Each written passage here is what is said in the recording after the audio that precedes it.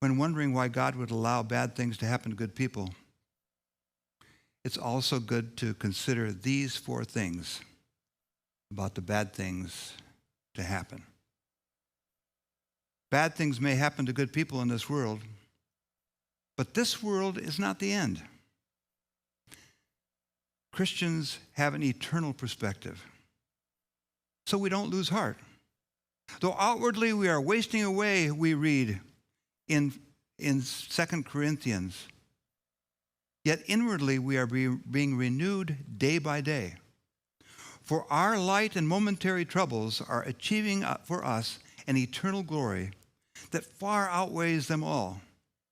So we fix our eyes not on what is seen, but what is unseen. Since what is seen is temporary, but what is unseen is eternal. 2, bad things happen to good people, but God uses those bad things for an ultimate lasting good. And so we read in Romans 8:28, we know that in all things God works for good of those who love him, who have been called according to his purpose. When Joseph in the Old Testament story, innocent of wrongdoing, finally came through his horrific sufferings, he was somehow able to see God's good plan in it all. 3, bad things happen to good people, but those bad things equip believers for deeper ministry.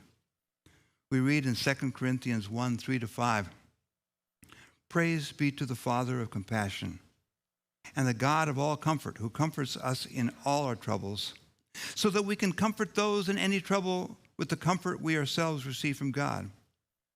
For just as we share abundantly in the sufferings of Christ, so also comfort abounds through Christ.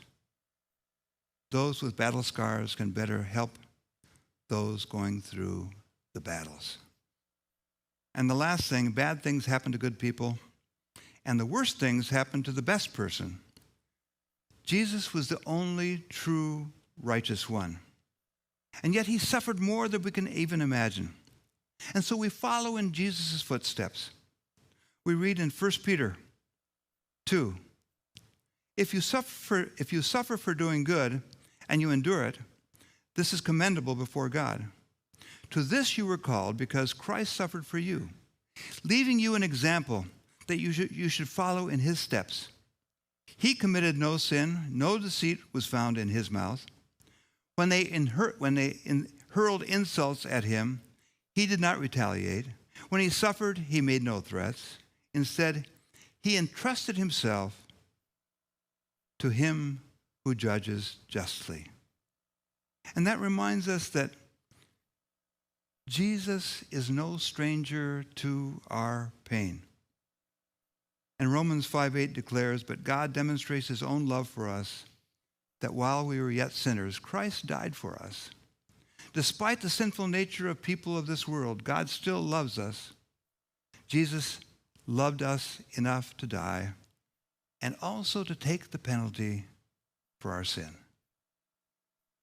God allows things to happen, I believe, for a reason. Whether or not we understand his reasons, we need to remember that God is good. God is just. God is loving and merciful. Often, bad things do happen to us that we simply can't understand. And so our invitation as believers is to, instead of doubting God's goodness, our reaction should be able to trust him. Trust in the Lord with all your heart and lean not on your own understanding, we read in Proverbs 3. In all your ways acknowledge him, and he will make your paths straight. So we walk by faith and not by sight.